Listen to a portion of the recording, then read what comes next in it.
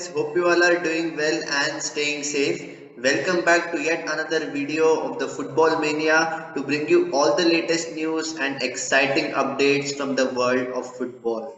Just 2 days to go before the start of the mega event in Qatar, and today we will be reviewing one of the firm favorites going into this competition, and that is none other than the Samba Boys from Brazil.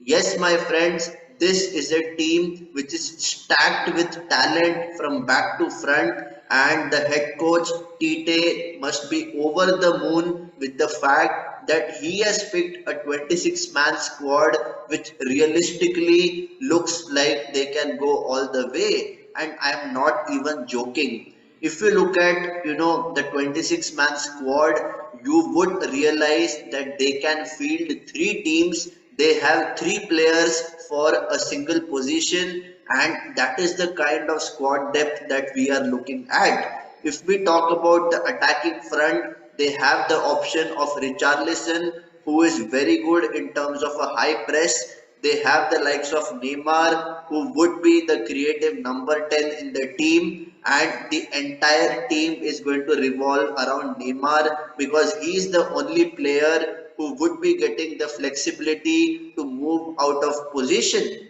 And if you talk about the wings, you have some electric players who offer you different kind of attributes within the team. You have a player like Gabriel Martinelli, who undoubtedly was right in being selected because he has been in sublime form for Arsenal in the English Premier League. You have a winger like Vinicius Junior, who once again has proven that at his young age he is the real deal with some stellar performances for Real Madrid. And we also have to consider the form which Rodrigo has shown for Real Madrid, which has proven that he has the goal scoring ability, he has the composure in front of goal, and you have a player like Anthony and Rafinha in the right wing. Both of them offer different threats. One likes to take on defenders 1v1. One likes to, cut into his left hand side, into his left foot, and whip in those crosses, which are really dangerous. And I have to say that even in terms of the midfield, they have options like Bruno Guimaraes, Lucas Paqueta, and Fred, who have been just exceptional for their respective clubs.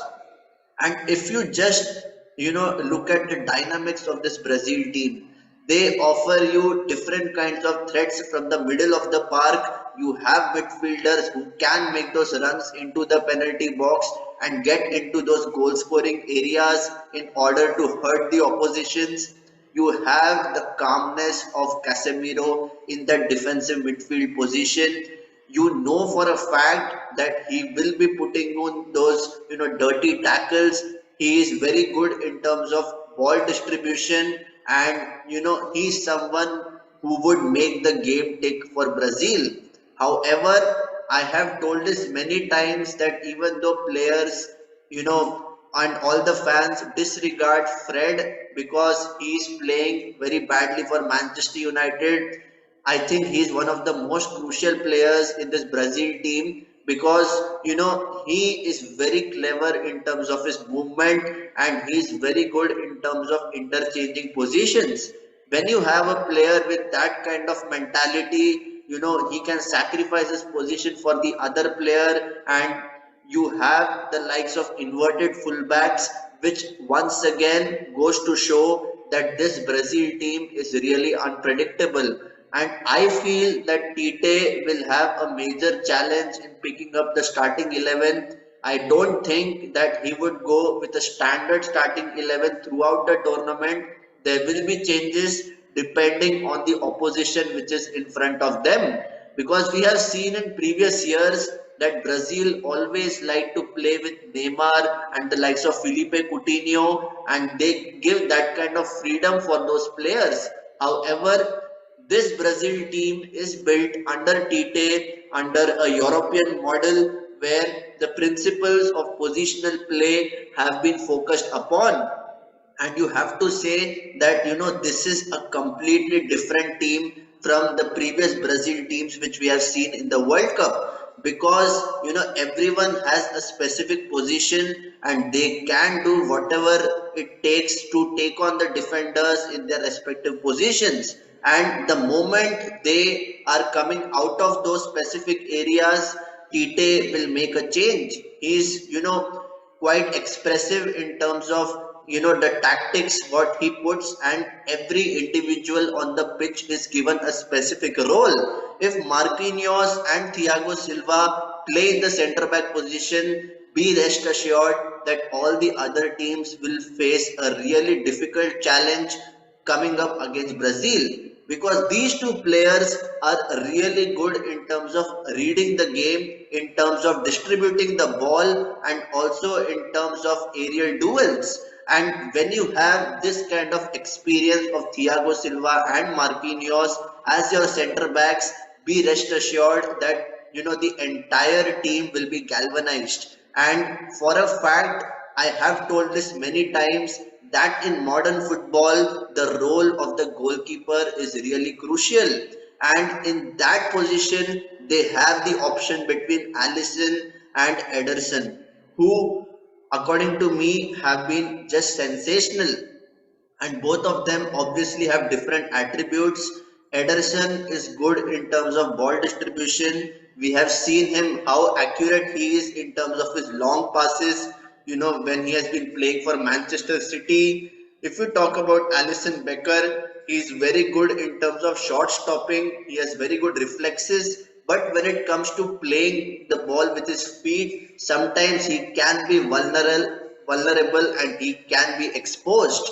And that is one of the concerns which I feel this Brazil team has, because if they start with Alisson, be rest assured that they would like to kick it long. And if they try to play out from the back, they have the players who have the composure on the ball, and they can create that transition from defense to attack. And in terms of the bench strength, they can bring on Bruno Guimaraes, they can bring on Gabriel Jesus as well, who sometimes goes under the radar because he is one such player who never stops running.